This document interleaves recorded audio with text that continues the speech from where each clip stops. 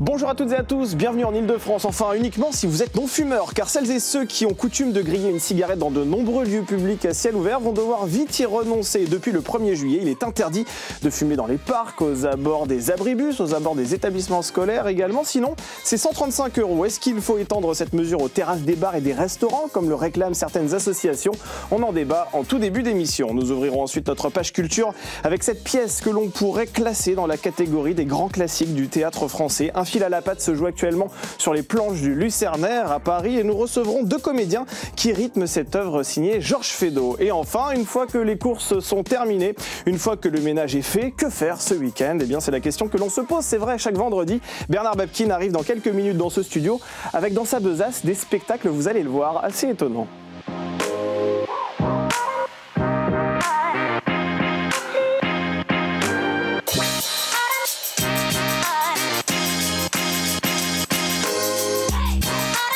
Allez, il est temps pour moi de vous présenter les invités qui vont m'accompagner lors de cette première partie. Alain Fontaine, vous gérez le restaurant Le Mesturet, situé dans le 2e arrondissement de la capitale et vous occupez la fonction de président de l'Association française des maîtres restaurateurs. Bonjour, soyez le bienvenu dans cette émission. Franck Delvaux, vous êtes le président de l'Union des métiers des industries de l'hôtellerie Paris-Île-de-France. Soyez également le bienvenu autour de cette table.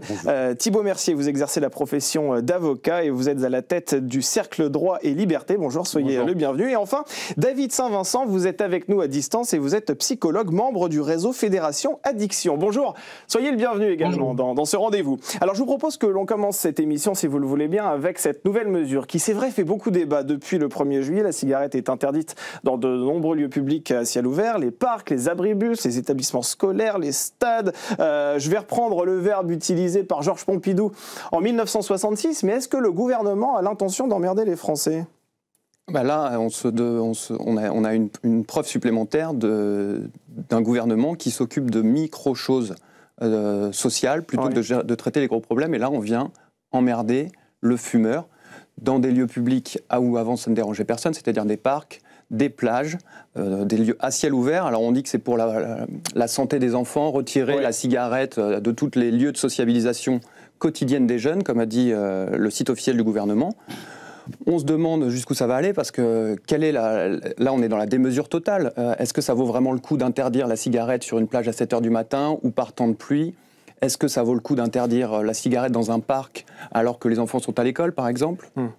Donc là on vient taper sur le fumeur qui est un peu un bouc émissaire et on lui refuse sa liberté de fumer et qui est peut-être pas la plus belle des libertés. On se rappelle de Benjamin Griveaux qui avait dit que les gens en province fumaient des clopes et roulaient au diesel, donc ça déplaît un peu. En attendant, c'est aussi une partie de la vie, c'est aussi de l'art de vivre à la française de fumer des cigarettes. Alexandre Devecchio, vous venez de nous rejoindre à l'instant autour de cette table. Vous êtes rédacteur en chef des pages Débat Opinion du Figaro, soyez le bienvenu. Quels sentiments vous ont envahi lorsque vous avez appris que la cigarette était interdite désormais dans un certain nombre de lieux publics à ciel ouvert ? Alors je suis non-fumeur, mais j'avoue que ça m'a énervé et presque donné envie de commencer à fumer. Je plaisante un peu, mais effectivement, on est dans un contexte géopolitique qui n'a jamais peut-être été aussi tendu depuis la Seconde Guerre mondiale.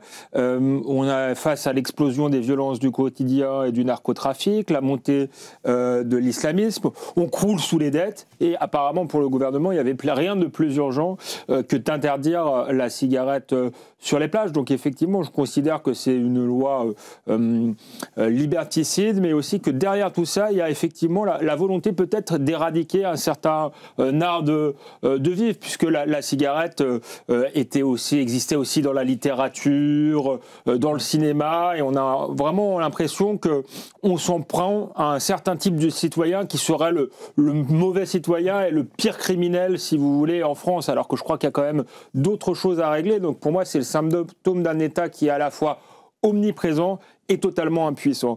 Puisqu'il n'arrive pas à régler les problèmes que j'ai cités précédemment, eh bien, il cherche des boucs émissaires. Un jour, c'est l'automobiliste, l'autre jour, c'est le fumeur. Justement, on va en parler parce que vous avez signé une tribune dans le Figaro, justement, à ce sujet, sur les boucs émissaires que représentent désormais les fumeurs. Je vais faire un tour de table avec cette question. Justement, vous, Franck Delvaux, justement, est-ce que vous avez effectivement le sentiment que le fumeur, aujourd'hui, est devenu une forme de bouc émissaire et que le gouvernement multiplie les normes auxquelles vous, d'ailleurs, les hôteliers restaurateurs, vous êtes souvent confrontés? À les normes, oui, on est très souvent confrontés à beaucoup de normes dans notre métier. Fort heureusement, sur cette nouvelle loi, on l'a échappé belle, si j'ose dire, puisque on peut continuer à fumer en terrasse. Mais sur ce dossier-là, moi j'ai l'impression qu'on met la charrue avant les bœufs. Ouais. Parce qu'il suffit d'aller à quelques kilomètres d'ici, par exemple Porte de la Chapelle, et à l'heure où on se parle, vous allez voir à peu près une quarantaine de personnes qui vendent de la cigarette de contrebande. Oui. C'est ouvert 7 sur 7, 24 sur 24. Vous allez le long des quais de Seine, le long du canal Saint-Martin la nuit, je l'ai fait moi-même pour voir, eh bien vous avez tout un tas de monde qui sont le long des quais, qui fument, pas que des cigarettes d'ailleurs, ouais. Qui boivent puisqu'ils peuvent acheter de l'alcool dans les épiceries, et là on ne dit rien. Donc on veut venir taper sur les restaurateurs, sur les bars, les brasseries. On est déjà des métiers très en difficulté, je le rappelle. On vient de perdre la bataille des titres restaurants face au lobbying de la grande distribution. Ouais. Donc je crois qu'aujourd'hui, voilà, il y a autre chose à faire. Attaquons-nous au trafic de cigarettes. Mais vous savez que vous serez la prochaine victime de ce genre de mesures. Vous en êtes conscient? Écoutez, on sera toujours là, on va se battre comme on s'est battu là. Ouais. Puis on va continuer à se battre. Parce que sinon, si on veut aller là, faut interdire de fumer partout. Ouais. Partout. Après, c'est vrai que ce train de mesures n'est pas très logique. J'ai cité un certain nombre de lieux, les parcs, les abribus. Alain Fontaine, on peut toujours fumer sur les terrasses des restaurants. Ça peut paraître assez illogique.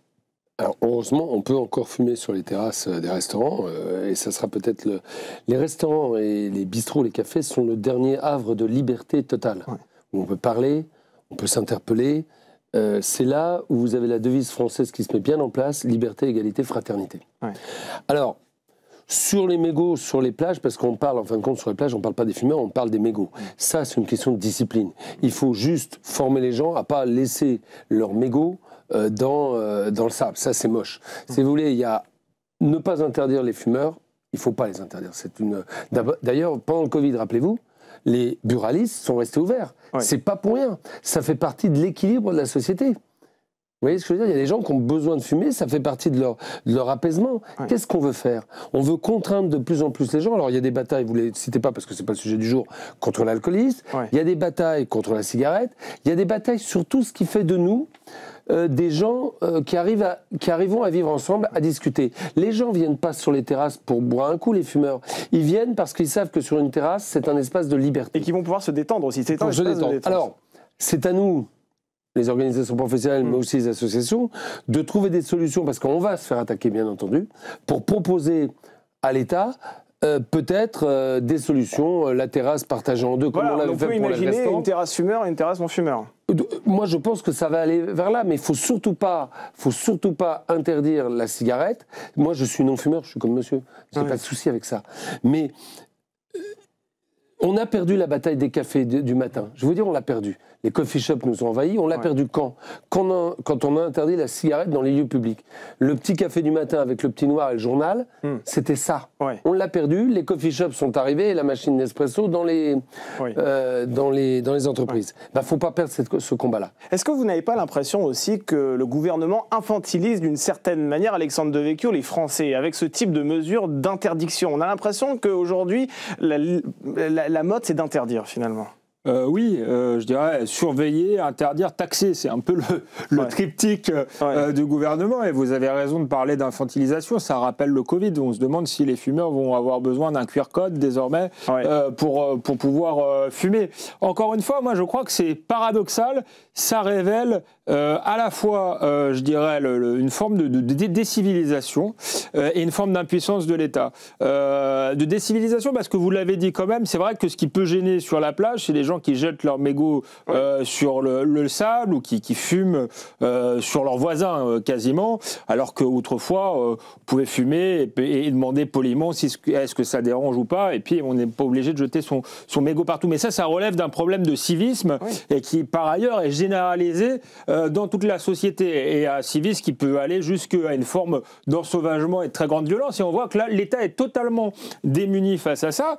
Donc il y a un besoin d'ordre dans la société, et au lieu de rétablir vraiment l'ordre, mais avec une politique de fond qui passe par de l'éducation, qui passe par de la sécurité, enfin par une politique globale, on le fait avec un État de plus en plus tatillon, et qui au final va s'en prendre aux honnêtes citoyens, aux pauvres fumeurs, qui va va fumer sa clope à 19h quand il n'y aura plus personne dans la plage et parce qu'il va croiser un gendarme. Parce que, pardonnez-moi, moi je suis allé à Marseille il n'y a pas très longtemps. Figurez-vous qu'à Marseille, la clope sur les plages, elle est interdite depuis 1 an. Parce que ce sont des arrêtés municipaux. Ce sont des arrêtés municipaux. En fait, on a fait cet arrêté municipal, je pense, parce qu'on voit bien qu'à Marseille, il y a une situation particulière où il y a quasiment les dealers qui arrivent avec leur musique, qui fument leurs joints et qui s'approprient le territoire d'une certaine manière.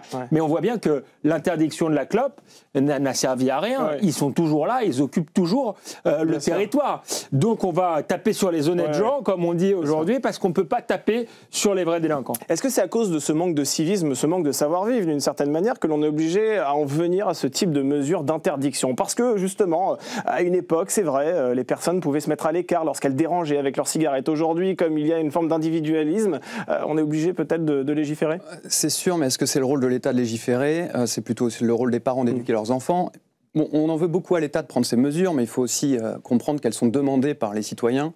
Je pense que si on faisait un sondage dans la rue, on nous dirait que c'est une bonne chose. Oui. Donc ça révèle quand même une certaine haine de la liberté de nos concitoyens. Alors paradoxalement, tout le monde veut plus de liberté individuelle pour lui-même, mais ne supporte pas que les autres citoyens aient des libertés. Par exemple, les cyclistes à Paris, ils ont décidé que c'était la meilleure façon de faire de la mobilité douce, donc ils détestent les scooters, ils détestent les voitures. Et là, c'est la même chose, on ne supporte pas que des gens fument, même si ça ne dérange pas nos libertés, parce que les gens qui fument à côté, courtoisement, on peut leur demander de se décaler. Donc, en plus, il y a une espèce d'obsession de pureté, de nettoyer l'espace public de tout ce qui nous choque. C'est une espèce de cancel culture, je crois qu'Alexandre Devecchio l'avait dit dans un article. Et là, on veut supprimer la cigarette. Et d'ailleurs, l'État le dit aussi, qu'il veut supprimer toute illustration de la cigarette dans la rue. Et donc, on veut nous rééduquer par là. Plutôt, c'est pas une politique, en fait, c'est pas une politique sanitaire, c'est une politique morale. Et un peu aussi punitive et économique, d'ailleurs. David Saint-Vincent, vous êtes avec nous à distance, vous êtes psychologue, je le rappelle, membre du réseau Fédération Addiction. Alors c'est vrai que lorsque l'on se trouve dans un lieu fermé avec un fumeur qui grille une cigarette, on peut se retrouver dans un brouillard assez toxique. C'est assez clair pour tout le monde. Mais à l'air libre, le tabagisme passif, il est vraiment dangereux? Il est modéré, évidemment. Ce qu'on sait peu, c'est que le tabagisme passif, c'est pas juste au moment où la personne grille sa clope, mais bien 24 à 48 heures après, lorsque la pièce est contaminée par des microparticules, etc. Enfin bon. Sur l'extérieur, non, clairement, il n'est pas question de ça. Je crois dans les mesures qui sont en place à l'heure actuelle. La question des terrasses, pour moi, est un autre sujet. L'enjeu là, j'ai beaucoup aimé les interventions des uns et des autres et je dois dire que je suis pas en total désaccord. Il y a même certaines choses que je peux tout à fait reprendre à mon compte et à celui de la Fédération Addiction. Néanmoins, je pense que pour apporter un peu un contrepoint quand même, il faut pas non plus être trop naïf. C'est-à-dire que clairement, depuis minima les années 20, l'industrie du tabac a considérablement usé de marketing, de ciblage pour rendre la clope cool, puis la clope facteur de santé. Je vous rappelle que les médecins faisaient des pubs pour Lucky Strike, pour ne pas nommer une marque, mais on disait que les femmes émancipées fumaient du tabac et c'était super. Donc il y a vraiment un marketing social qui a été opéré méthodiquement et à coup de financement considérable par l'industrie du tabac pour rendre ce tabac sexy. Et ça a marché, ça a marché. Du coup, clairement, en France, on est je sais plus, on est plutôt dans le peloton de queue des pays de l'OCDE pour la consommation de tabac. On est derrière la Hongrie et la Turquie, c'est pour vous dire un peu le niveau. Et clairement, on a un produit qui, certes, en effet, il y a la liberté d'usage des personnes, et je pense que c'est quelque chose auquel nous sommes tous et toutes à tenir.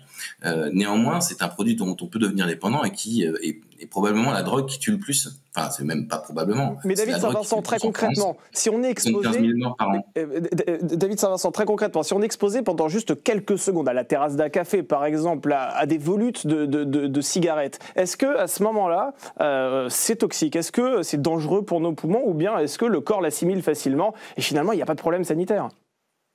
Alors c'est pas la question. La question n'est pas là pour moi. Enfin, l'interdiction dans les lieux publics ou sur les plages, par exemple, je prends celles-là, celles qui sont actives, fumer en terrasse, en terrasse. En effet, on peut gêner les personnes, on peut être exposé à la combustion et donc au goudron de façon bien moindre. C'est pas du tabagisme passif dans une pièce fermée ou dans une voiture où là, clairement, on a des vraies problématiques de santé qui sont liées à ça. en plein air, c'est discutable, il y a encore des recherches à faire. Honnêtement, je vais pas vous raconter des choses auxquelles je ne crois pas plus que ça. Par contre, l'intérêt de limiter la liberté des fumeurs dans des espaces réservés aux enfants où on sait très bien que il y a un marketing social qui est opéré pour rendre le tabac comme une activité normale, ça doit poser question. C'est-à-dire clairement, il y a, souvenez-vous l'époque où on avait des pubs pour le tabac. En fait, là, c'est une drogue, donc ce n'est pas une marchandise comme les autres. Donc on ne peut pas la considérer comme une marchandise comme les autres. Elle doit être régulée. Cette régulation doit faire l'objet d'un débat. Moi, je suis ravi qu'il ait lieu. Je suis ravi qu'on puisse se dire clairement, bah oui, il y a des pour, il y a des contre. Et puis, je crois que le rôle de l'État, c'est à un moment donné de pouvoir arbitrer certaines choses. Je me souviens, moi, d'une certaine époque où l'interdiction de fumer dans les lieux publics fermés avait fait beaucoup de bruit. J'en faisais partie. N'empêche que ça a très bien marché. C'est-à-dire qu'avant, c'était quand même très compliqué de demander à un fumeur d'arrêter de fumer au restaurant juste à la table à côté, alors qu'il était au dessert et nous, on était au plat. On passait pour un ringard. Ben aujourd'hui, c'est quand même beaucoup plus simple parce qu'il y a une loi qui protège aussi les personnes qui souhaitent s'abstenir. Enfin, c'est aussi la liberté de ceux qui ne souhaitent pas être exposés à la fumée de tabac. Alors ça, c'est intéressant. Si vous m'envoyez sur la terrasse, on est sur un autre problème. Alors c'est intéressant. Moi, je vois pas la justification qui par rapport à cette loi qui, effectivement, de 2007, on s'en rappelle, où les restaurateurs ne pouvaient plus accueillir de personnes avec une cigarette entre les lèvres dans leurs locaux. Comment ça avait été accueilli, ça, justement, à l'époque Ça avait été, comme toute nouveauté, un peu mal accueilli, mais il y avait déjà la salle fumeur et la salle non-fumeur. Ouais. Déjà, il y avait déjà eu une première avancée. Mais je crois qu'aujourd'hui, avec le recul, c'est une excellente mesure d'avoir interdit de fumer à l'intérieur des restaurants. Enfin, nous qui étions dans la salle, eh bien, quand on passait, quand on se prenait une bouffée de cigarette, c'était pas très agréable. C'était pas très agréable. Quand on parle en terrasse, et le spécialiste l'a souligné, on passe de terrasse en plein air. Ouais. Parce que ce qui risque de se passer si demain on peut pas fumer en terrasse, les gens vont sortir, vont fumer devant la terrasse, et vous allez avoir des nuages de fumée qui vont arriver. Comme ce qui se passe en bas des immeubles. Aujourd'hui, en bas des immeubles, tout le monde est en train de fumer. Vous êtes passant, vous passez, vous prenez que vous fumiez en terrasse ou finalement 10 mètres plus loin sur le trottoir, ça ne change pas grand-chose. Il ne faut quand même pas trop infantiliser les Français, parce qu'on voit quand même en terrasse, pas tous, mais quand même dans une grande majorité, les gens demandent si ça ne gêne pas quand ils voient qu'il y a un enfant à côté, soit ils se déplacent d'eux-mêmes déjà. Ça existe déjà. Ouais. Ça existe déjà. Ils se déplacent donc. Et puis ça fait partie de l'art de vivre à la française. Aller boire son café le matin, on l'a vu. Mon collègue l'a souligné, le développement des coffee shops. Moi, je ne voudrais pas qu'on arrive demain, comme certains l'ont dit, à ce que le bistrot de village, ça devienne une grande marque de fast-food international. Je ne le nommerai pas, mais tout le monde a compris de qui je parle, parce que c'est quand même, ça a été dit, dans le pays de la gastronomie, dans le pays qui veut être le premier pays mondial en termes de tourisme. Mais Alain Fontaine, je vais vous citer une étude. Selon une étude qui est YouGov, qui a été réalisée pour le HuffPost, 68% des Français sont favorables à une interdiction de fumer sur les terrasses des bars et restaurants. Ça veut dire que si cette mesure entre en vigueur, elle sera quand même majoritairement bien acceptée par la population. Alors d'abord, je pense qu'ils ont tort. Ils ont tort d'empêcher cela parce que d'abord c'est une loi. Si demain on interdisait la cigarette sur les terrasses, ça serait très grave parce que c'est une loi qui est socialement intenable. Parce que qui c'est qui va pouvoir fumer? Les gens, c'est les gens qui ont des maisons, c'est les gens qui ont des grandes terrasses sur leurs immeubles. Et puis les gens qui ont moins de pouvoir d'achat et qui vivent dans des petits appartements, les terrasses elles sont là pour eux. Donc c'est une loi pour les gens qui ont moins de pouvoir d'achat, qui vont sur les terrasses, les étudiants, dans leur petit studio de 15 mètres carrés, vous savez, leur truc qu'on leur... L'argent, ils dépensent beaucoup d'argent pour se loger dans les petits trucs. Ouais, dans les chambres de bonne parfois. Voilà. Les gens vont sur les terrasses. Vous savez, ça ne va pas toucher l'interdiction de fumer sur les terrasses, ça ne va pas toucher les gens qui ont un pouvoir d'achat important, qui vivent dans des endroits spacieux, des fois dans des maisons, avec des terrasses, qui peuvent fumer sur leur terrasse sans aucun problème, sur leur terrasse personnelle. Donc ça va toucher une partie de la population qui a besoin de fumer et qui ne peut faire que cela. si on peut plus fumer dans les parcs ou autre part, mais ils vont fumer sur les terrasses. Oui. Donc il faut faire attention à ça. Alors après, cette mesure aussi pose question, Thibaut Mercier, parce que qui va appliquer ce type de mesure? C'est-à-dire qu'à partir du moment où quelqu'un sort sa cigarette en terrasse, est-ce que c'est le restaurateur qui va devoir jouer à la police? Comment ça va se passer concrètement? Est-ce que la police sera habilitée à peut-être aller en terrasse pour prendre la cigarette et dresser un PV de 135 Pour l'instant, on ne sait pas, mais déjà, ça pose déjà des problèmes pour l'interdiction sur les plages. Est-ce qu'on va voir des hordes de policiers faire des descentes sur les plages, comme on l'a vu d'ailleurs pendant le Covid, pour venir verbaliser ceux qui ne portaient pas le masque en plein air? Ben là, ça va être la même chose. Est-ce que la police municipale ou nationale n'a-t-elle pas mieux à faire que de verbaliser Nicolas qui paye 135 € facile à plus un contribuable, un fumeur contribuable finalement? C'est comme un conducteur contribuable, là on est dans le même cas. Et évidemment, qui va payer facilement et avec une police qui prendra très peu de risques, mais plutôt que d'aller s'occuper des problèmes à quelques centaines de mètres ou quelques kilomètres de là, où il y a des vrais problèmes de délinquance, d'ordre public qui ne seront pas réglés. Oui, ça c'est vrai que c'est une vraie remarque. C'est-à-dire que la police a déjà du mal à lutter contre le trafic de drogue dans les banlieues, a du mal à faire respecter quand même quelque chose qui est interdit depuis bien des années, qui est la consommation de stupéfiants.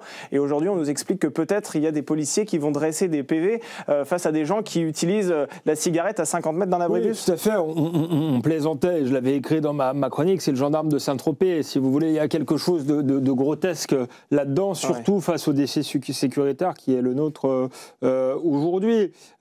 Et moi, il y a quelque chose aussi qui me gêne, c'est qu'on va vraiment vers une société de plus en plus aseptisée. Alors, je ne suis pas fumeur moi-même, j'ai conscience des enjeux de santé publique, mais il y a quand même beaucoup d'hypocrisie, c'est taxé, ça a été dit. Je crois, je parle sous le contrôle de la dictologue, qu'il y a un certain nombre de substances chimiques, de goudron dans la cigarette, que c'est peut-être ça qui fait plus de mal d'ailleurs que le reste. Peut-être qu'il faudrait interdire ces substances addictives, ce serait plus intéressant envers les industriels du tabac que de toujours taxer et taper le citoyen. Et je vous disais, oui, ça fait une société aussi des fragiles, on nous parle du vivre ensemble en permanence. Je pense que justement, c'est aussi du lien social. Moi, dans les lieux type boîte de nuit, je me retrouve dans le fumoir à inhaler beaucoup plus de cigarettes que si c'était. Et très franchement, moi, qui ne suis pas fumeur, je suis tout à fait pour l'interdiction dans les restaurants, mais je trouvais déjà que c'était excessif d'interdire dans les bars tabac ou dans les boîtes de nuit, parce que ce sont des lieux qui sont faits pour ça à un moment donné. Et dans une vie, il faut parfois de transgresser, se détendre. Je pense que avoir une vie où tout le monde prend une tisane et va au lit à 8 heures, c'est pas très intéressant non plus. Donc cette société du cocon, j'ai envie de dire, je la trouve pas très excitante, pardon. Attention, moi personnellement, j'adore la tisane. David, non, mais moi aussi, mais ça dépend des moments. Voilà. La tisane meilleure que la gitane, oui, pardon. Et puis on peut pas laisser la cigarette de contrebande, c'est des milliards. Des gens qui vendent dans la rue des paquets de cigarettes avec la police à côté qui regarde, qui ne fait rien, et puis dire à côté, à la terrasse du restaurant, là, si on voit quelqu'un fumer, j'interviens. Ah non, faut commencer par arrêter la cigarette de contrebande. Ce sera toujours nous les responsables, parce qu'on a une licence 4, on a des contraintes, et ce sera toujours nous les responsables. Voilà, c'est-à-dire que vous allez devoir faire la chasse, de toute façon, la cigarette, si jamais cette mesure vous atteint. Ça tombera sur nos épaules, avec des amendes et autres et autres. On est déjà... on a des amendes pour les mégots qui traînent devant nos trottoirs. Absolument. David Saint-Vincent, je vais vous poser une question volontairement provocante, mais pour quelle raison n'aurions-nous pas la liberté de nous abîmer la santé finalement? Est-ce qu'on n'aurait pas le droit quelque part de se dire, bon bah écoutez, je sais que la cigarette présente des risques, je sais que l'alcool présente des risques, et bien j'ai décidé de me faire plaisir de cette manière-là et voilà, de nuire à ma santé. Alors attention, je précise qu'il faut boire avec modération, qu'il faut faire très attention à notre santé, voilà, on doit le dire, mais est-ce que ça ne fait pas partie de nos libertés aussi? Vous avez totalement raison. Si vous comptiez sur moi pour faire le pisse-froid qui veut à tout prix restreindre la liberté des gens, non, je suis tout à fait d'accord avec vous. Les drogues, font partie de la vie. Elles sont utilisées à la fois pour réduire le déplaisir, pour calmer la souffrance. Elles sont utilisées pour potentialiser le plaisir, faire la fête, et elles sont utilisées des fois pour tenir le coup en conditions de travail. Là, j'inclus les drogues légales comme les drogues illégales. Voilà. Donc clairement. Juste, je voulais dire un petit truc quand même, parce que en fait, on se fait l'image du consommateur de produits qu'on veut bien se faire là. C'est-à-dire celui qui fume une clope pour se faire du plaisir, parce que c'est un moment agréable. Cette personne existe, c'est vrai. Mais il y a aussi celui qui est accro au tabac, qui a bien arrêté, qui n'arrive pas. Et celui-là aussi, il existe. Et la question, c'est qu'est-ce qu'on fait aussi pour l'aider, celui-là, qui a été victime une fois de plus, du marketing matraqué pendant des années, soutenu par aussi, comment dire, l'État à un moment donné. Je rappelle que c'était un monopole d'État avant. Hein, il y avait des liens avec le tabac. Je rappelle quand même qu'un bureau de tabac a interdiction de ne pas d'être en rupture de stock de tabac. Voilà. Et malgré tout, c'est la drogue qui tue le plus sûrement. C'est-à-dire, c'est la drogue qui tue un consommateur sur 2 quand même. C'est pas rien. Voilà. Juste, faut être conscient de ça. Là où je suis d'accord avec vous, il s'agit pas de culpabiliser à tout prix les gens individuellement ou de leur dire quand même, c'est de votre faute. Voilà, clairement, c'est aussi de pouvoir bien leur expliquer les risques, qu'ils aient une information fidèle. Et là encore, on a du chemin à faire. Et là aussi, on devrait aller, je pense, c'est pour réduire les inégalités sociales de santé, parce que vous le savez peut-être, les campagnes Moi sans tabac, l'augmentation du prix du paquet, le paquet neutre et tout ça, ça a plutôt bien marché, mais ça a particulièrement bien marché auprès des classes moyennes, voire supérieures, et beaucoup moins chez les personnes où les normes pro-tabagiques sont encore très présentes. C'est-à-dire, si t'es un homme, tu fumes, il faut fumer régulièrement, ça fait partie de la sociabilité. Et l'enjeu, c'est comment on arrive à casser ce cercle-là, parce que ce cercle-là, il est pas synonyme de liberté, il est synonyme d'addiction. Donc clairement, il faut qu'on puisse articuler les deux. Je veux pas être trop long, mais quand même, c'est important qu'on aborde cette complexité-là. C'est-à-dire qu'il y a le fumeur plaisir, et puis il y a le fumeur qui est dépendant. Et là, lui, le plaisir, il existe toujours, mais il est quand même plus compliqué à trouver. Donc faut pas oublier les deux. Et la spécificité du tabac, quand même, c'est une dépendance à la nicotine. C'est pas la nicotine qui tue, mais cette dépendance à la nicotine, elle s'opère très rapidement. Après, il y a peut-être aussi la différence d'autres produits comme l'alcool où c'est très long. Pour le gouvernement, il y a peut-être aussi, si vous me permettez, une logique financière, puisqu'on sait que le surcoût social du tabagisme coûte beaucoup d'argent. Je crois 150 milliards d'euros qui sont en moins dans les caisses de l'État. On sait qu'il n'y a plus d'argent, donc évidemment, il y a peut-être aussi cette logique-là. L'interdiction de la cigarette dans les cafés, c'est vrai qu'on en parle depuis tout à l'heure. Pour le moment, ça relève de la fiction, puisque ça ne fait pas forcément partie des lieux qui ont été annoncés par le ministère de la Santé. Mais c'est pas forcément de la fiction, puisque si vous écoutez Yannick Noder, qui était au micro de Jean-Jacques Bourdin sur Sud Radio, il a quand même plus ou moins évoqué cette possibilité. Écoutez. Est-ce que vous prévoyez d'interdire de fumer sur ces terrasses ? Alors, est-ce que vous êtes favorable ou pas, vous, à titre personnel ? À titre personnel, il faut discuter, il faut voir, parce que il y a un moment aussi, le moment de boire un café avec une cigarette fait partie aussi de la vie en général et des moyens, donc des moments de répit. Contre l'interdiction ? Non, vous me faites pas dire je suis pour, je suis contre, c'est plus binaire, c'est pas aussi binaire que ça. Si. Je pense qu'il y a des périmètres autour des établissements scolaires, par exemple. Je vous prends un exemple. Je pense que dans des périmètres autour des établissements scolaires, sur des lieux publics, des jardins publics, des choses comme ça, c'est peut-être en quelque chose à réfléchir. Ça va être fait ? C'est quelque chose à réfléchir. C'est essentiellement les élus locaux qui eux-mêmes prennent des arrêtés pour pouvoir gérer ça. Moi, j'ai été maire localement. Yannick Noder, vous ne me répondez pas là sur les terrasses. Parce que sur les terrasses. Quel est le niveau d'acceptabilité ? Vous savez, on a beaucoup de Français qui ont beaucoup de difficultés économiques, de travail, de pouvoir d'achat. Donc vous dites non ? Non, je dis pas non. Je dis qu'il faut aussi arrêter. Excusez-moi l'expression. Non, arrêtons un peu aussi d'emmerder les Français. Voilà, alors on ressent dans cet extrait tout le malaise qui anime le ministre. Est-ce qu'il y a une forme, si j'ose dire, de sanitairement correct post-Covid qui nous mène à ce type de décision aujourd'hui ? Parce qu'on sent à peu près la position qui l'anime, lui, ce ministre, mais il peut difficilement dire qu'il est opposé à l'interdiction de la cigarette dans les terrasses. Et pourtant, on sent que tout doucement, on va glisser vers ça quand même. C'était même avant le Covid. Et il y a de moins en moins de liberté. C'est la société du voleur chinois. L'État nous vole nos libertés, mais petit à petit. Ouais. Et il nous dit que c'est temporaire, ou que d'abord on commence par interdire dans les écoles, ensuite dans les cafés, dans les bars, maintenant en terrasse. Quelle sera la prochaine étape ? Ça sera l'interdiction totale. Puis après, on nous dira de toute façon, il faut faire des économies. Alors, qu'est-ce qui tue ? L'alcool. Donc, l'alcool, ça tue, ça fait quelques milliards par an. Qu'est-ce qui tue ? C'est la viande rouge. Alors, ça fait du cholestérol, l'obésité. Donc, on va nous interdire de manger. Ça va faire une société totalement aseptisée, sans liberté. Alors, la liberté, en plus, c'est aussi un peu le sel de notre vie. Il faut accepter, elle implique de la liberté, de la responsabilité et du risque, mais il faut l'accepter. Ouais. Et là, on a cette haine du gouvernement pour cette liberté, et de nos concitoyens pour cette liberté, qui acceptent en plus, petit à petit, de se faire dépouiller totalement sans rien dire. Et malheureusement, là, on est là aujourd'hui, mais je suis sûr que dans 6 mois, on sera là pour rediscuter d'une nouvelle liberté qu'on nous a ôtée. Alexandre Devecchio, est-ce qu'on vit, comme l'indique Thibaut Mercier, dans une forme de république hygiéniste ? D'une certaine manière, oui, il y a un côté meilleur des mondes, si vous voulez, où on veut votre bien malgré vous. Vous posiez la question tout à l'heure provocatrice, est-ce qu'on a le droit de faire du mal à sa santé si on le souhaite? Enfin, on vient de légiférer sur l'euthanasie, donc je vois quand même une petite contradiction entre légiférer, autoriser l'euthanasie et interdire quasiment la cigarette. Alors, ce que la dictologue disait, j'ai oublié son nom, qui m'excuse, mais c'est David Saint-Vincent. Si vous voulez, je trouvais ça très équilibré en fait, mais je crois qu'on a été au maximum de ce qu'on pouvait faire pour interdire. Si on le fait plus, effectivement, on va vers une société totalement chloroformée, aseptisée, pas intéressante. Et puis moi j'adore cette phrase de Woody Allen, la vie est une maladie sexuellement transmissible, mortelle à tous les coups. Donc si on interdit tout, on arrête de vivre.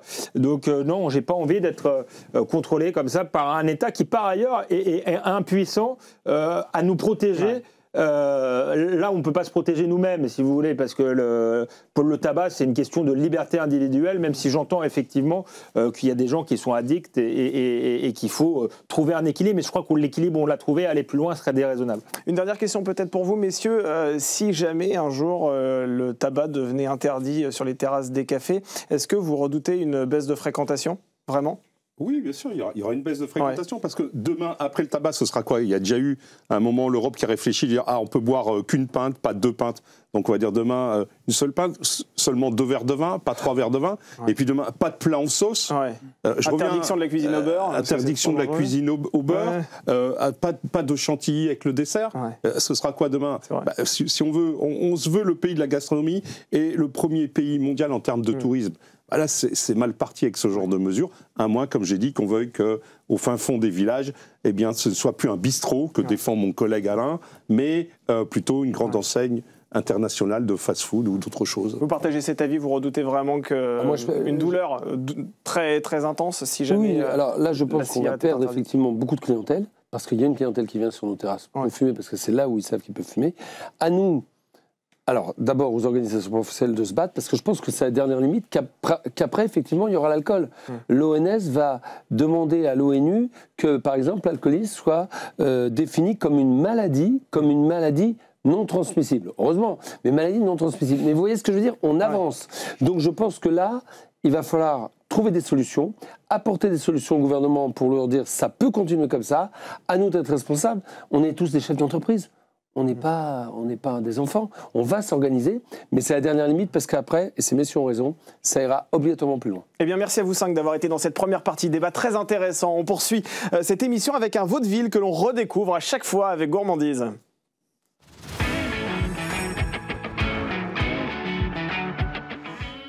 Comment annoncer à sa maîtresse qu'on souhaite rompre au moment où l'on s'apprête à en épouser une autre? Eh bien, c'est le dilemme explosif au cœur d'un fil à la patte, l'une des plus célèbres comédies de Georges Feydeau. Cette pièce virevoltante et pleine de quiproquos se joue en ce moment même sur les planches du Lucernaire à Paris. Et nous sommes très heureux de recevoir 2 comédiens qui rythment ce vaudeville survitaminé. Bonjour Jean-Gérald Dupont.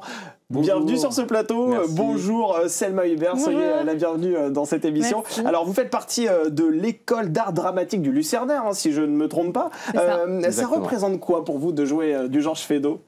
Alors c'est un peu, moi j'adore les vaudevilles, j'adore la comédie, donc c'était parfait de tomber là-dessus, parce que chaque année, à la fin de la formation, ils montent une pièce sur 40 dates avec les élèves de l'école. Et donc, cette année, c'était parfait de jouer du Feydeau. C'est grandiloquent, c'est fou, c'est très...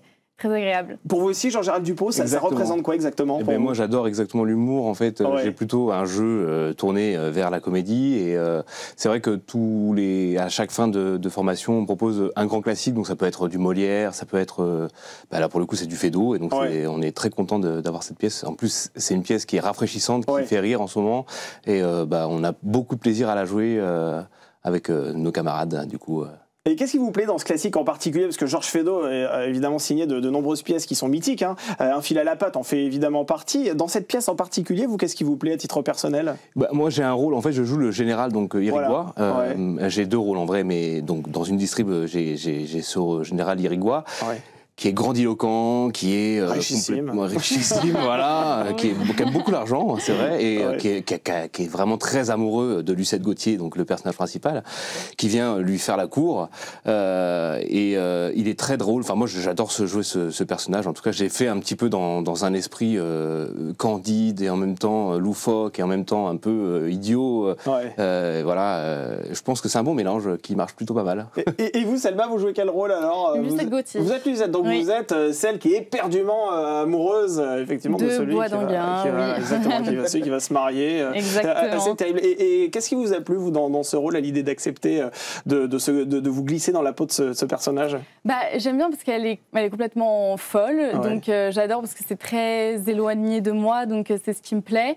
Et puis, c'est aussi le collectif, parce que beaucoup de Feydeau, mais celui-là, on joue vraiment... c'est une énergie qui se transmet et elle est complètement... mais c'est sportif, hein. C'est-à-dire que vous criez tout le temps, en fait. Oui. À la fin, vous devez être assez fatigué, non? À la fin de la pièce. Mais ça fait du bien.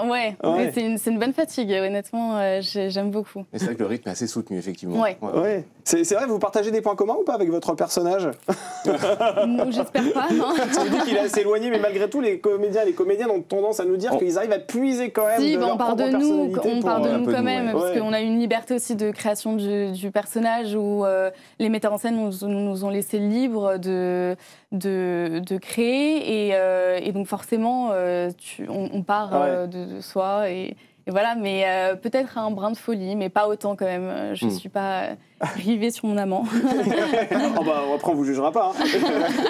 Et qui est cette femme, justement, Lucette Gauthier? Parce que, alors, elle est comblée de bonheur lorsqu'elle se rend compte qu'il revient après une absence, si j'ose dire. Et est-ce qu'à ce moment-là, lorsqu'il revient, ils vont vivre un véritable conte de fées? Pour ceux qui ne connaissent pas cette pièce, est-ce que, justement, ils vont, si j'ose dire, vivre un véritable conte de fées amoureux, ou bien pas du tout? Ça va être beaucoup plus compliqué que ça.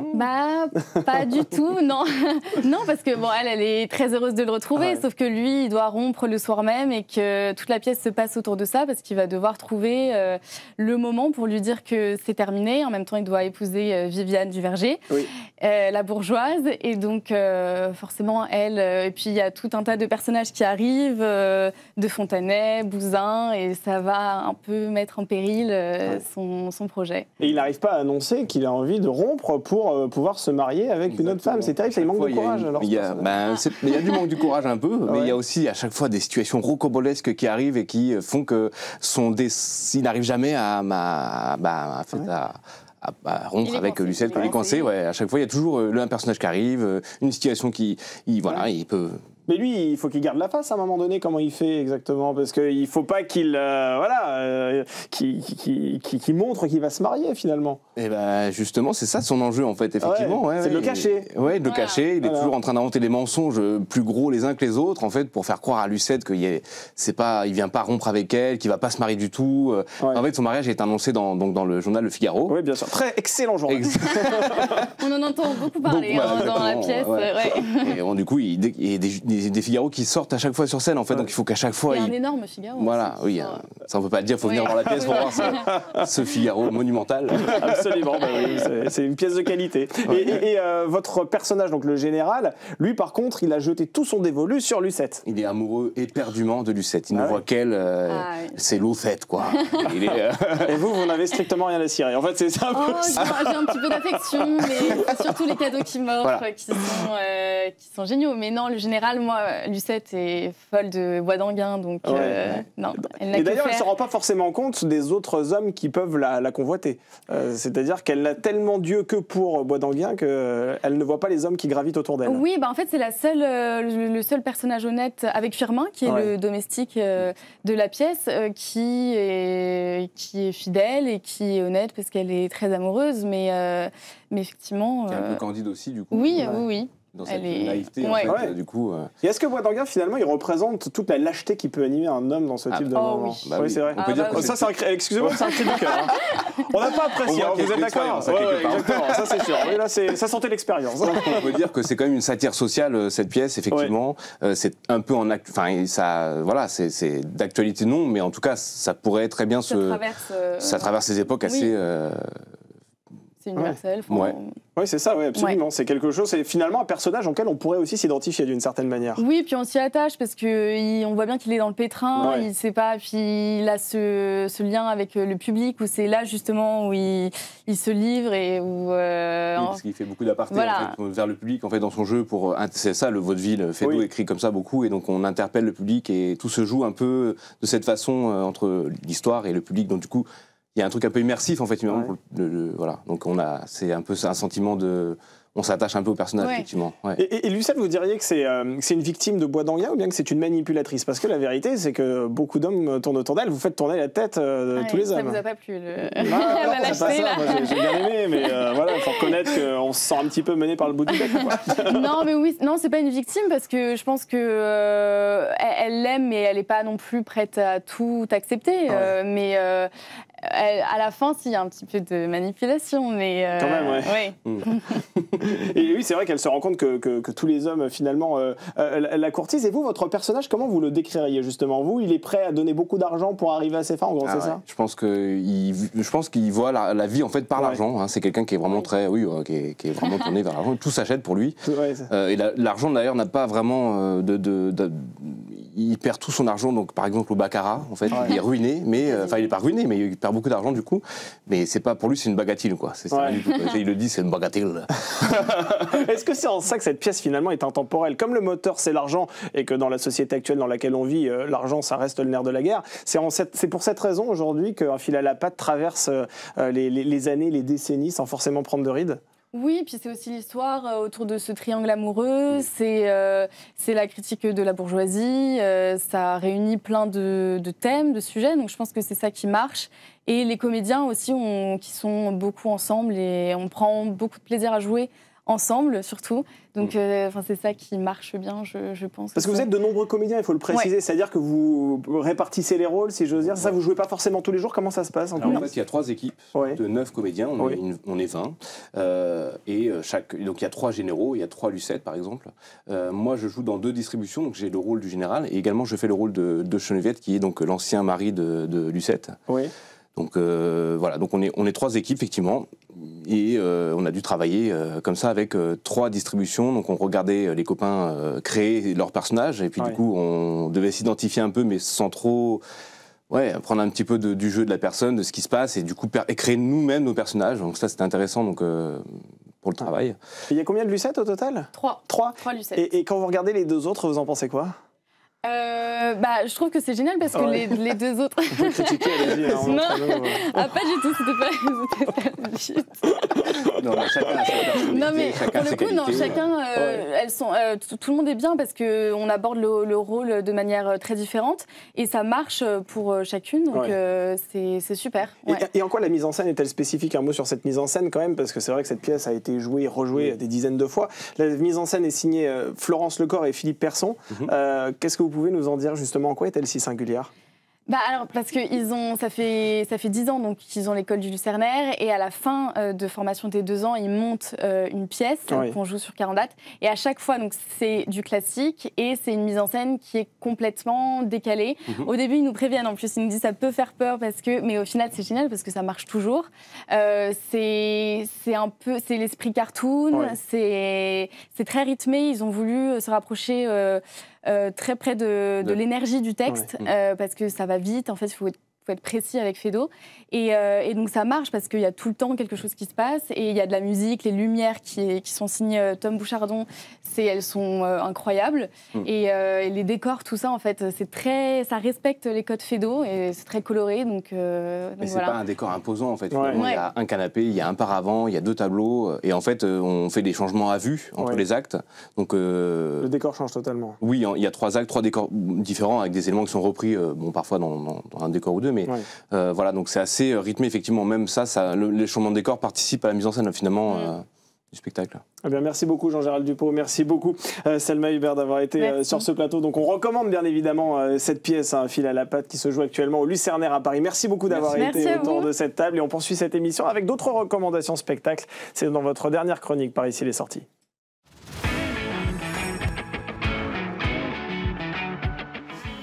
Bonjour Bernard Bakin. Bonjour. Oh là là, j'aime quand on parle théâtre aussi avec vous, parce que franchement là c'est vraiment la dernière ligne droite des théâtres dans cette émission à chaque fois. Vous voyez, on fait une chronique culture avec vous, on parle de théâtre, franchement c'est le festival de la culture. Ah, on adore, on adore.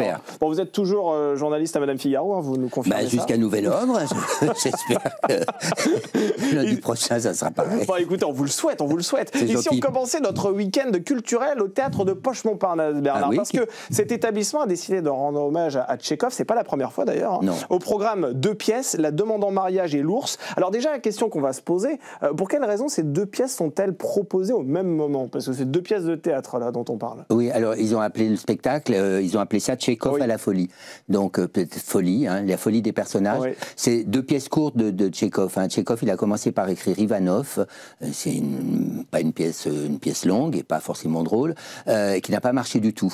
Et donc ça l'a désespéré. Il s'est dit, je vais écrire des plaisanteries. Ouais. Il a appelé ça des plaisanteries, c'est-à-dire des pièces en un acte, donc courtes, en un acte, et avec des personnages un peu comme des farces un peu. Ouais. Et donc ces 2 pièces se ressemblent un petit peu sur le fond. Et en même temps, elles disent beaucoup de choses sur la Russie du 19e, sur la paysannerie, sur l'argent et sur l'amour. Ouais. Donc, parce qu'il est question toujours dans ces 2 pièces d'amour entre propriétaires terriens. C'est vraiment le... Oui, c'est vrai, entre propriétaires terriens, et puis des amours pas faciles. La demande en mariage, c'est un monsieur qui a des terres à côté, il vient demander la main de la jeune femme, la voisine, la main de la voisine, et il n'a même pas le temps de lui demander sa main, que déjà ils s'engueulent. Immédiatement, parce qu'ils ont un conflit entre un terrain. C'est à moi, c'est à moi, c'est à moi, c'est à moi. Ils s'engueulent, mais alors ils s'engueulent. Elle jette les tables par terre. Elle est très virulente, la voisine. Eh bien, justement, pour avoir une idée de ce dont vous êtes en train de parler, mais on a plus qu'un extrait, Bernard. On a la pièce entière. On n'a plus que 8 minutes, on n'a pas le temps de la diffuser, on va l'accélérer. Non, juste la petite bande-annonce, regardez. De quoi s'agit-il, beau gosse? Je suis venu demander la main de votre fille, Natalia Stepanovna. Une demande en mariage? À moi? Ça, par exemple, les petits préaubeux, ils sont à nous et pas à vous. Non, ils sont à moi, Natalia Stepanovna. Première nouvelle. Les petits préaubeux sont à nous? Quoi? Non, ils sont à moi. À nous? Les petits préaubeux sont à moi, vous comprenez? Ils sont à moi. Bon, les petits prés sont à nous. Et vous voudriez que je garde mon sang-froid? Je ne céderai pas, je ne céderai pas. Vous aurez votre argent après-demain. Ce n'est pas après-demain que j'ai besoin d'argent, c'est aujourd'hui. Je reste ici tant que tu ne me rendras pas mon argent. Vous êtes un rustre, un ours grossier, un goujat, un monstre. Vous voulez un duel? À votre aise. Séance tenante. Éloignez-vous de moi, je vous hais. Pourquoi vous ne voulez plus vous battre? Parce que vous me plaisez. Alors chez Tchekhov, c'est connu, on pleure, on rit, on pleure de rire aussi parfois. Ces ascenseurs émotionnels, on les retrouve dans cette pièce? Ah oui, complètement. Dans les 2. Parce que l'ours, après, c'est l'histoire d'une femme qui est veuve. Son mari l'a trompée beaucoup, mais quand même, elle veut rester fidèle à l'esprit de son mari. Elle a décidé de ne pas se remarier. Et il y a un nouveau voisin terrien, qui arrive et qui... Le mari lui devait de l'argent et il veut réclamer son argent. Et elle est furieuse. Et lui, finalement, c'est l'ours. C'est le personnage qui fait l'ours. On se rend compte que cette femme qui est si dynamique et qui a un caractère d'homme, ça lui plaît, ça l'excite, et il voudrait bien l'épouser. Voilà. Donc, est-ce qu'elle va dire oui, non? Enfin, après, on ne sait pas. Est-ce que chez Tchekhov, c'est toujours l'amour qui l'emporte à la fin? Ah non, pas toujours. C'est une espèce de... Non, ça peut être la solitude, ça peut être des ruptures. Non, l'amour n'est pas triomphant tout le temps. Pas toujours. C'est pas forcément des happy end. C'est comme dans la vie. Oui, c'est comme dans la vie. Tchekhov, c'est la vie. Bon, écoutez, mais oui, en plus, c'est vrai. On était au théâtre du Poche-Montparnasse. Je vous propose désormais que l'on aille au Bois de Boulogne, si vous voulez bien. Alors, au théâtre de Verdure, soyons précis quand même. Je sais que ça vous fait rire, le Bois de Boulogne. Oui, parce que vous y allez toutes les semaines, Bernard. À chaque fois qu'on quitte cette émission, vous me dites, je vais au Bois de Boulogne. Alors moi, je me pose des questions. Excusez-moi. C'est pour aller au théâtre. C'est des endroits très agréable. Je vais au théâtre de Verdure. Alors vous avez raison de le dire parce que le théâtre de Verdure quand même, il offre un cadre assez exceptionnel à votre décharge. Ma décharge. c'est bien. C'est un théâtre de verdure. C'est un théâtre en pleine nature. Oui. On est assis là, comme ça, au milieu des arbres, et les gens, enfin les acteurs jouent devant nous. C'est donc un théâtre de verdure. C'est un théâtre de verdure, c'est vraiment avec une petite buvette. Ouais, c'est ça. C'est en pleine nature. Et je crois que même il y a un arbre, un chêne centenaire, me semble-t-il, qui participe aussi. Ils ne me l'ont pas présenté. Ah, ils vous l'ont pas présenté celui-là. Il est au guichet. Vous l'avez pas vu? Non, je l'ai pas vu. Il s'intègre à l'architecture de la scène. Il est quand même magnifique. Il y a une petite grotte. Il y a même une petite grotte au fond de la scène, ce qui fait scène. Donc ça permet des mises en scène assez inventives. Ouais. Et il joue des pièces, des spectacles pour enfants. Il y a des concerts. Il y a Émile Loiseau qui va faire un concert là cet été, piano-voix. Oui. Et là ils ont monté chaque année. Alors ils jouent longtemps. Hein, c'est pas un festival. Hein, ils jouent une saison, quasiment une saison d'été, c'est-à-dire de juin, juillet, août, septembre. Et il y a William Shakespeare aussi, qui est un peu la star de ce théâtre avec La Tempête. Et avec La Tempête, et ça tombe bien qu'il soit là parce que ça s'appelle le Jardin Shakespeare. Oui, ben ça tombe plutôt bien. Donc, tout est bien organisé. Il y a une logique dans cette histoire. Et donc là, ils ont fait une adaptation, ils ont raccourci un petit peu La Tempête qui est souvent longue, mais c'est très bien fait parce qu'il y a des apparitions, des disparitions, ils tournent autour. C'est une pièce fantastique. Hein, qui se passe sur une île mystérieuse d'ailleurs. Voilà, donc justement, l'île mystérieuse, c'est le jardin, où il y a des farfadets, enfin un monstre, un farfadet, un elfe, et c'est une histoire de vengeance. C'est une histoire de vengeance ou de repentance? C'est la question que je voulais vous poser. Est-ce qu'il y a vraiment de la vengeance? J'ai l'impression de passer mon bac. Ah, mais écoutez, voilà, moi, professeur de philosophie agrégé, monsieur. Au départ, c'est l'histoire plutôt d'une vengeance. D'une vengeance. Ouais. Et après, on se rend compte que finalement, avec le temps qui passe, avec l'explication, avec les choses, avec les sentiments, et avec l'amour aussi, chez Shakespeare, eh bien, la vengeance diminue, et puis c'est l'amour qui triomphe. Et c'est l'amour qui triomphe, contrairement à Tchekhov, où c'est pas forcément le cas. Donc vous nous parliez de La Tempête de Shakespeare, et il y a également d'autres rendez-vous incontournables aussi. Hein. Oui, parce qu'il y a de la danse, il y a un spectacle autour il y a un spectacle pour enfants, autour de... je sais même plus de quoi En tout cas, il y a un spectacle pour enfants, donc ça peut être familial. Il y a plusieurs spectacles pour enfants, autour d'Alice au Pays des Merveilles. Alice au Pays des Merveilles, voilà. Très bien. Et ben donc ce sera au Bois de Boulogne, donc au Théâtre de Verdure. Et vous vouliez aussi nous parler de La soirée avait si bien commencé, dans un théâtre que personnellement j'affectionne beaucoup, qui est le Théâtre de Passy. Oui, le Théâtre de Passy, j'aime bien. Parce que c'est une salle assez intimiste pour celles et ceux qui ne connaissent pas, et qui quand même propose une influence assez importante. Hein. Enfin, c'est pas non plus Bercy, mais c'est... Ah bon, on est quand même loin de Bercy. On est assez loin de Bercy, oui, je vous confirme. Mais il est assez intimiste et on est surtout assez proche de la scène, c'est ça que j'aime bien. On est très proche des comédiens, des comédiennes, on est proche de Exactement. tout. Et ils montent beaucoup de spectacles humoristiques, pas drôles, des comédies de boulevard. C'est vrai. Là, c'est particulièrement le cas avec cette comédie, qui est particulièrement une comédie de boulevard, qui s'appelle La soirée avait bien commencé. Donc ça veut dire que ça se termine forcément mal, déjà vu le titre. Eh ben non, parce que la soirée peut bien commencer et bien finir. Ah, et bien finir. Ah oui, non, mais il y a plein de rebondissements. Plus intelligent que moi. Mais moi, je suis très optimiste. Et alors, il est question d'un anniversaire cette fois-ci, me semble-t-il. Oui, d'un couple, enfin le mari d'un couple. La femme veut lui faire une surprise. Donc, je ne vous donne pas la surprise, je ne dis pas la surprise. Et puis, ils invitent un couple d'amis, les meilleurs amis avec lesquels ils travaillent aussi. Et là, tout se déglingue parce que le mari invité, enfin le couple invité, il trompe sa femme. Et c'est celui dont c'est l'anniversaire qui prend tout sur lui et qui ment pour sauver son copain. Mais sauf que sa femme n'est pas contente. Enfin, c'est un imbroglio infernal. C'est infernal. Il est toujours question d'infidélité dans les pièces dont on parle là depuis tout à l'heure. C'est quand même assez incroyable. C'est mon thème de la semaine. Ah bah oui, c'est ça, c'est l'infidélité. Vous avez raison. Et vous avez pensé quoi notamment d'Enora Malagré, qui joue dans cette pièce, qui était connue pour être justement chroniqueuse et qui depuis ces dernières années a fait une reconversion professionnelle d'une certaine manière et qui aujourd'hui joue au théâtre. Pas vraiment. On va remettre les choses en place parce qu'elle ne serait pas contente. Et puis elle est vive. C'est vrai. Elle pourrait nous engueuler. Non, elle a commencé par faire du théâtre en fait, bien avant la télé. C'est vrai. Donc elle a fait du théâtre sur des scènes nationales, elle a fait beaucoup de théâtre, et puis après la télé l'a un peu happée, voilà, et puis elle est devenue connue un peu grâce à la télévision, et puis là elle revient aux sources. Elle revient aux sources avec une comédie de boulevard. Et franchement, j'ai trouvé qu'elle était parfaite en femme comme ça, un peu énervée. Elle était très très bien, vraiment. On l'avait reçue pour une autre comédie à Noël, je crois d'ailleurs, où elle jouait la mère Noël, me semble-t-il. Je n'avais pas vu, non. Voilà, elle était très bien aussi. Et là, les gens viennent aussi sur son nom. On sait bien, quand on passe à la télé, vous savez ce que c'est. Après, on vient vous voir. Exactement, la célébrité. Voilà, à quand une pièce. Là, vous savez qu'on a des pics d'audience grâce à vous, Bernard Babkin, sur Bienvenue en Ile-de-France. Les gens viennent vous voir. Mais c'est ça, fichez-vous de voir. Merci beaucoup, Bernard Babkin, journaliste à Madame Figaro. Merci beaucoup, journaliste culture. Merci d'avoir été sur ce plateau. plateau. Merci pour toutes ces recommandations. Et c'est terminé pour cette émission. On se retrouve bien évidemment dès la semaine prochaine pour un nouveau numéro de Bienvenue en Ile-de-France. Je vous souhaite un excellent week-end et à très vite sur le Figaro TV.